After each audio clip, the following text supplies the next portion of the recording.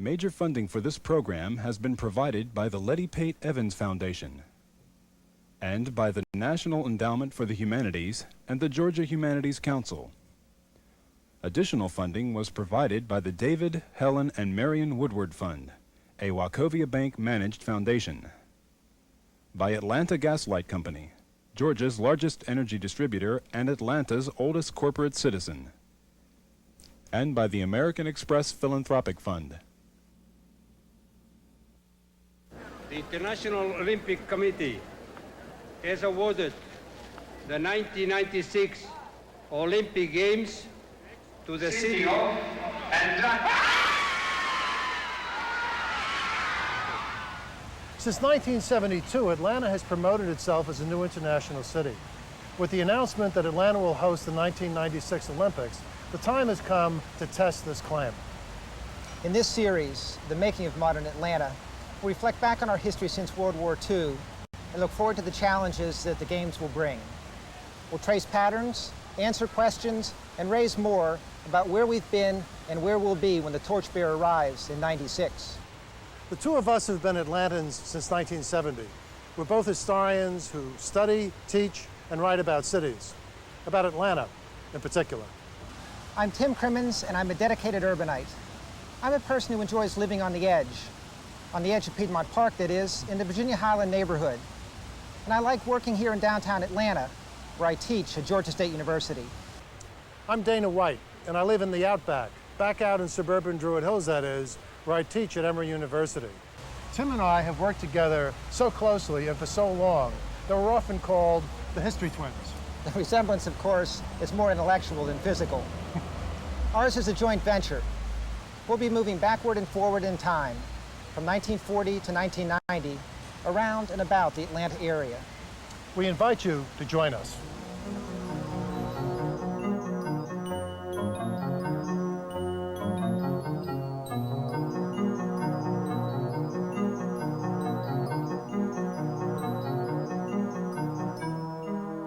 Recently, we played host to an English visitor who's an authority on American history. In fact, he's even taught courses about Southern literature. Frankly, he knows more about the American South than do most native-born American Southerns. Still, this was his first visit to the region and its self-proclaimed capital. While here, he read our articles about Atlanta, viewed 2 films that drew upon our work, and even traversed the city in our company. As his crash course on Atlanta history was drawing to a conclusion, we asked him if he had any final questions. Yes, he said, where's the nearest plantation?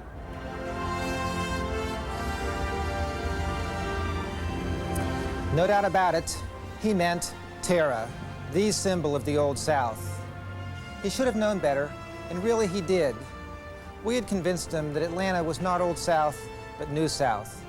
The Tara was a product of fiction, film, and fable.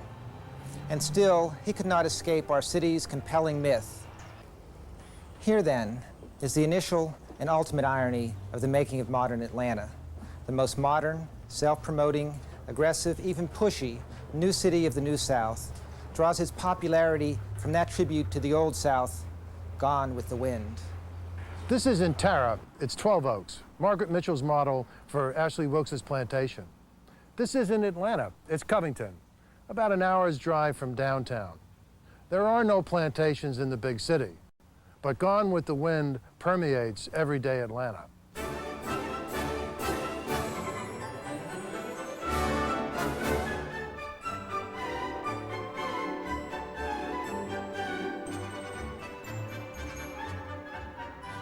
On a more monumental level, there are a Tara Eyes television studio, an historically accurate audio-visual recreation of the Battle of Atlanta that nonetheless includes the fictional Rhett Butler, and what amounts to a theme park in suburban DeKalb County. All of this, in whole or in part, from the silly to the sublime, relates to modern Atlanta's identification with Margaret Mitchell's Gone with the Wind.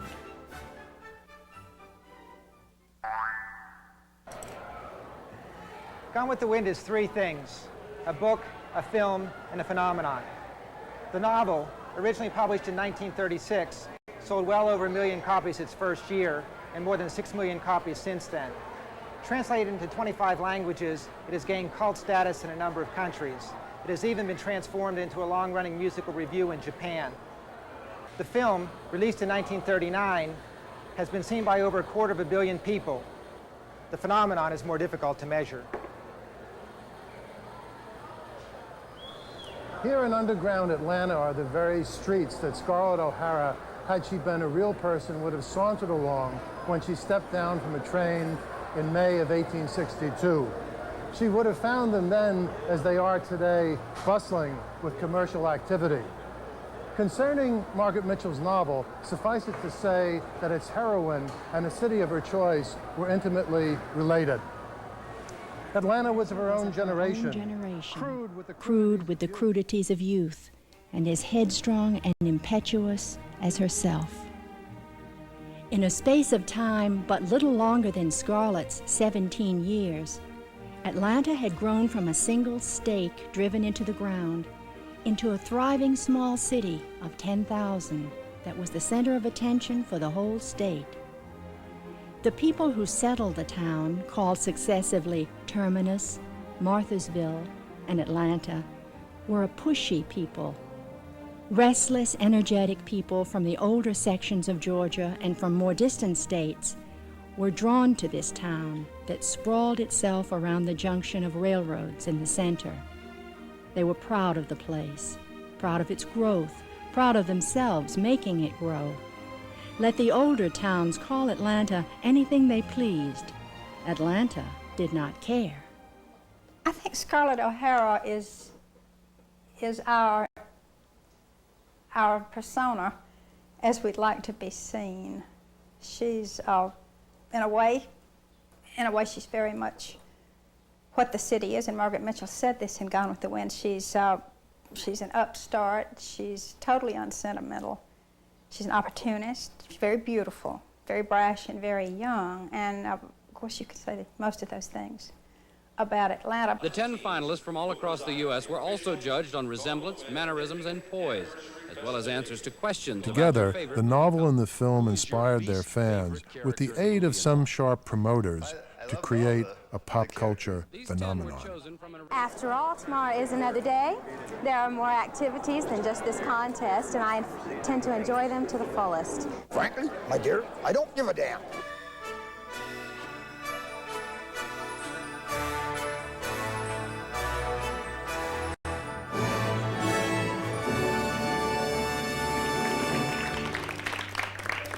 And now the Reader's Digest Reader's Theater will read for you the condensed version of Gone with the Wind. Which one of us Tarleton twins you going with to the barbecue? Oh, Fiddly-dee, I can never make up my mind. Scarlett. Ashley, what a lovely barbecue. This is my cousin Melanie. Scarlett. Ashley, how could you? Scarlett. Why, Red Butler, how you do go on. Miss Scarlett, there's the cloud wall. What is we going to do? Wine.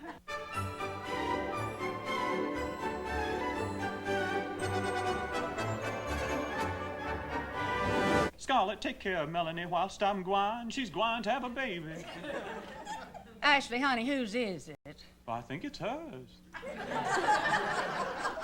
Scarlett, I doesn't know nothing about birthing no babies. Wee! Why, Lordy, that's the ugliest white baby I ever seen. Oh, Wawa, I'm so sick of Wawa. Bang, bang. Thank God it's over. Miss Scarlett, your mama's dead and your daddy's nuts. Miss Scarlett, Mr. Kennedy's been shot. Oh, Fiddly-dee.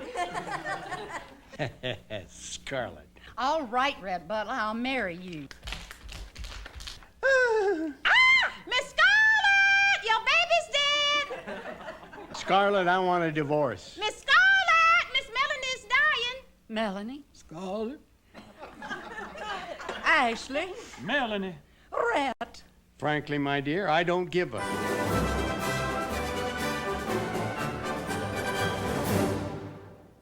But while the phenomenon has attracted a worldwide following, here at home, many would like all the hoopla of Rhett and Scarlett to be Gone with the Wind. There are three, I think, major stereotypes that Gone with the Wind perpetuates. One, of course, is that African Americans have no life, no culture, no real reason for living even, except for their association and service to whites. A second very negative stereotype that comes out of Gone with the Wind was this notion that slavery was a good thing for African Americans, and that in fact we were happy and couldn't function after slavery. I think that has been extremely negative. The third thing I think is that Gone with the Wind perpetuated the notion that we were silly, intellectually inferior, and mainly existed to take care of the needs of whites. And I think that has had very negative repercussions on race relations in the South in general, and also on Atlanta in particular, despite the perception of Atlanta that we are a place characterized by racial harmony. Even so, Atlantans extracted their self-defining characteristics from the myths of Gone with the Wind. Like Scarlett's pushy people, they were aggressive. Like Scarlett the survivor, they were resilient, having rebuilt their city from the ashes of Civil War destruction in just a few short years, bigger and better than before. And like the mercenary, opportunistic Rhett Butler, they were commercially motivated, determined to make the buck stop here. For Atlanta after World War II, a new slogan would be coined, that of a city too busy to hate. In 1940, the war images on America's movie screen shifted from Hollywood's depiction of the American Civil War to newsreel footage of World War II. During the next 4 years, as Margaret Mitchell helped sell war bonds on the home front, Americans joined and then led the fight against Nazi totalitarianism. African Americans who fought in World War II returned home and continued their own struggle for freedom, aided by a series of Supreme Court cases which culminated in the 1954 decision to outlaw segregation in public schools. The result was the civil rights movement in the 1950s and 60s. Cities throughout the South disgraced themselves with their violent, sometimes murderous reactions to the extension of civil rights to African Americans. Birmingham, Montgomery, Selma, New Orleans, the list runs to embarrassing lengths. By comparison, Atlanta seemed a model of racial harmony. The perceived unity of Atlanta was a byproduct of its politics. In the early 1950s, urbanologist Floyd Hunter characterized Atlanta as a city dominated by a power elite of white business and professional men. Mayor William Hartsfield orchestrated their pro-business, pro-growth policies. Hartsfield was immensely popular. He was able to broaden his working coalition to include newly enfranchised and registered black voters. I'm one who thinks, and I think everybody in town knows it, that our hotels and our restaurants ought to learn the facts of life. We cannot run this city as a great metropolitan city under a set of rules different from Kansas City or New York or Chicago or Los Angeles or any other place.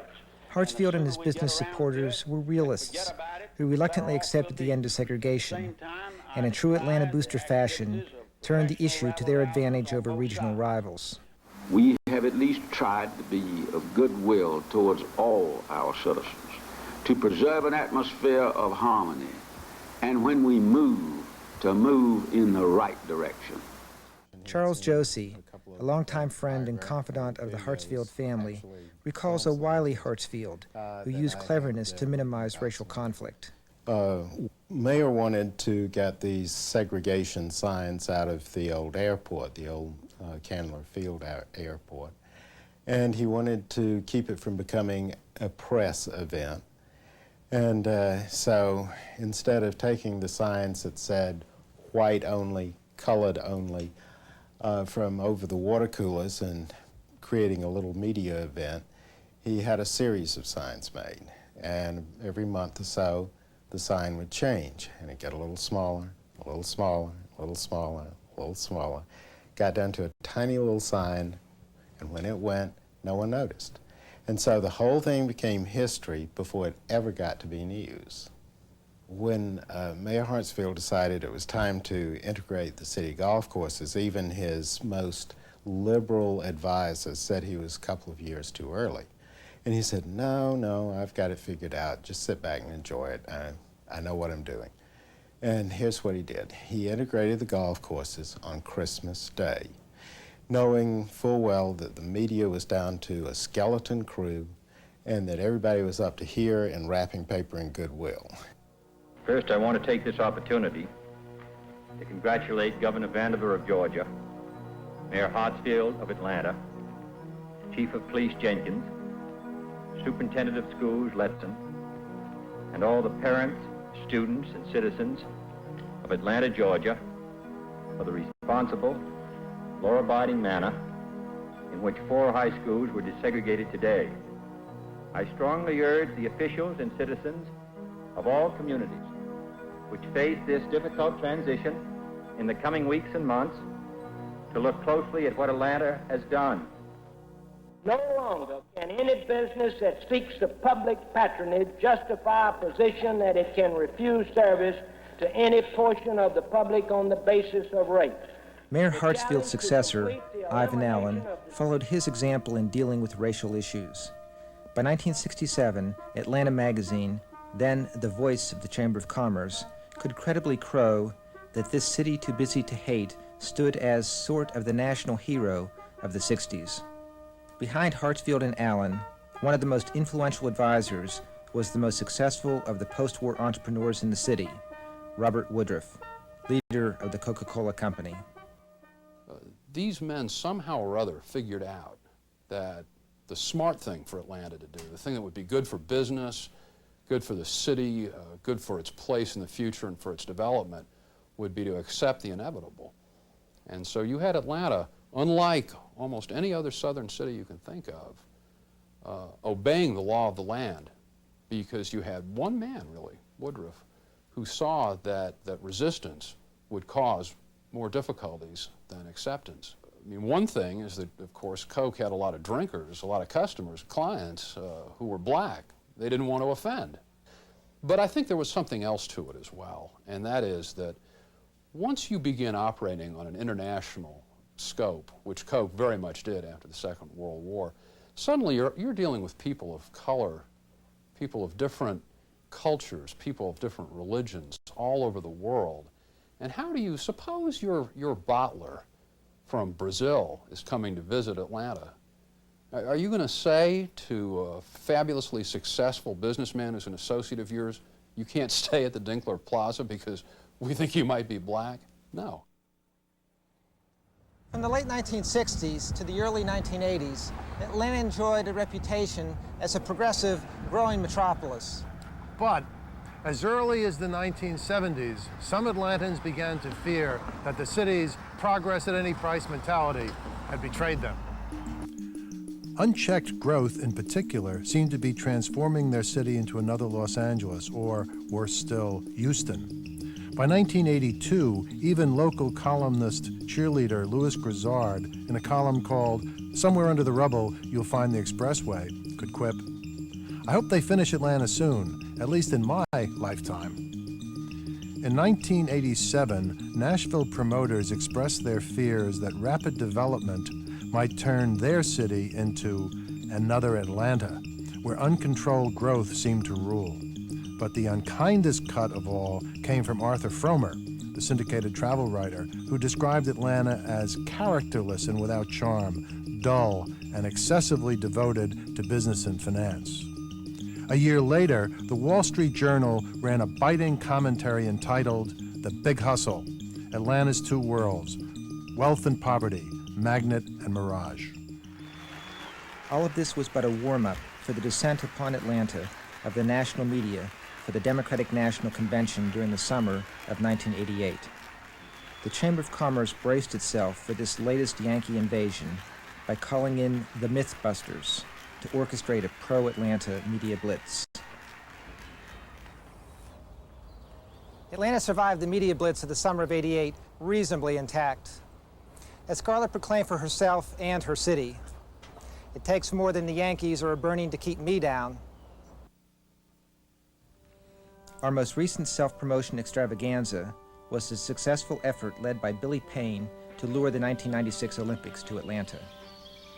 The Olympic Games will leave their mark on the face of the city, in keeping with its endless cycle of building, destruction, and rebuilding. Progress, defined in economic terms, is the Atlanta way. The Southerners' supposed attachment to land, history, and tradition notwithstanding. Scarlett just was an utter pragmatist, very like the city itself. She saw what needed to be done and she did it, and she had very few qualms about it. I've never thought Atlanta was terribly long on qualms. Well, she served us well. Recall the famous newsreel of the world premiere of Gone with the Wind at Loew's Grand that you've seen so many times before. The last time a few minutes ago. 4 decades later, the theater was gutted by fire. From its ashes, like the phoenix, rose the 56-story Georgia-Pacific building. From its windows, workers see a city constantly recreating itself before their eyes. Consider this editorial from an out-of-town newspaper.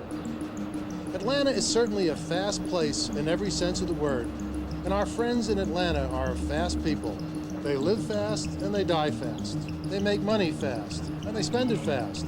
They build houses fast and they burn them down fast. They have the largest public buildings and the most of them. And they pass the most resolutions of any people, ancient or modern. To a stranger, the whole city seems to be running on wheels, and all the inhabitants continually blowing off steam. Another quote from Arthur Fromer of the Wall Street Journal. No, those words first appeared in 1867 in the Milledgeville Federal Union. The faster Atlanta changes, the truer it remains to its nature.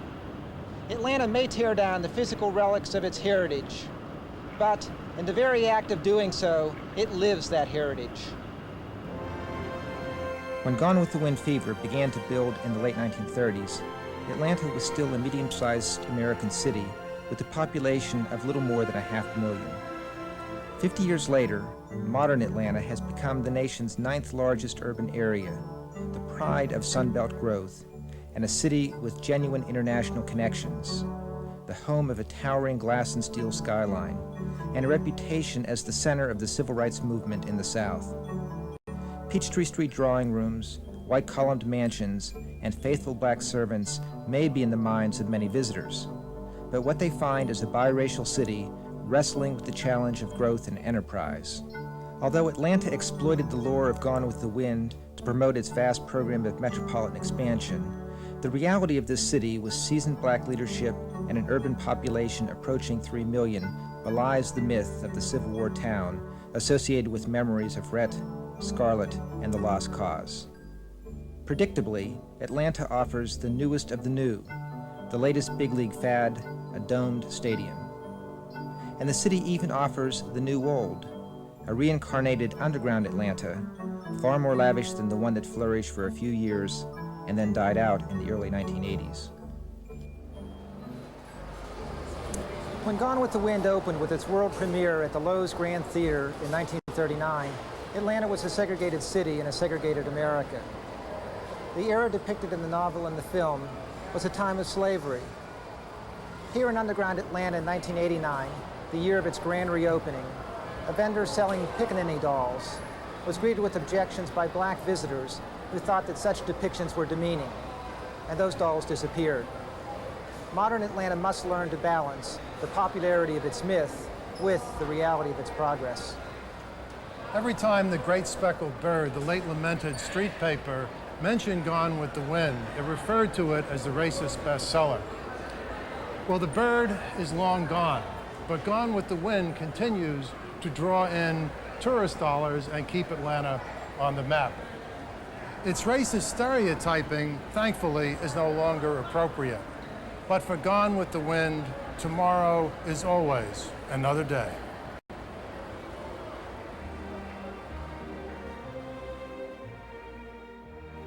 Now Billy Payne and former Mayor Andrew Young have found a new torch with which to sell the city. And what of Gone with the Wind in 1991? The novel itself may have a challenger in the form of a sequel written by Alexandra Ripley, a novelist quoted as saying, "Yes, Margaret Mitchell writes better than I do, but she's dead." In at least one respect, the sequel will be in the tradition of the original. The Mitchell estate, the keepers of the flame, sold publication rights for the sequel to Warner Books for $4.9 million. No doubt about it, as Scarlett herself well knew, the buck stops here.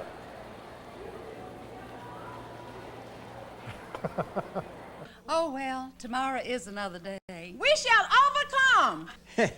Scarlett.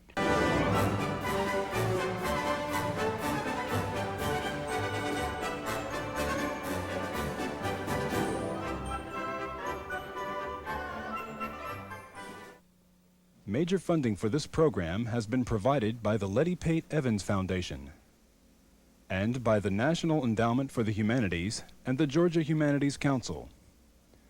Additional funding was provided by the David, Helen, and Marion Woodward Fund, a Wachovia Bank-managed foundation, by Atlanta Gas Light Company, Georgia's largest energy distributor and Atlanta's oldest corporate citizen, and by the American Express Philanthropic Fund.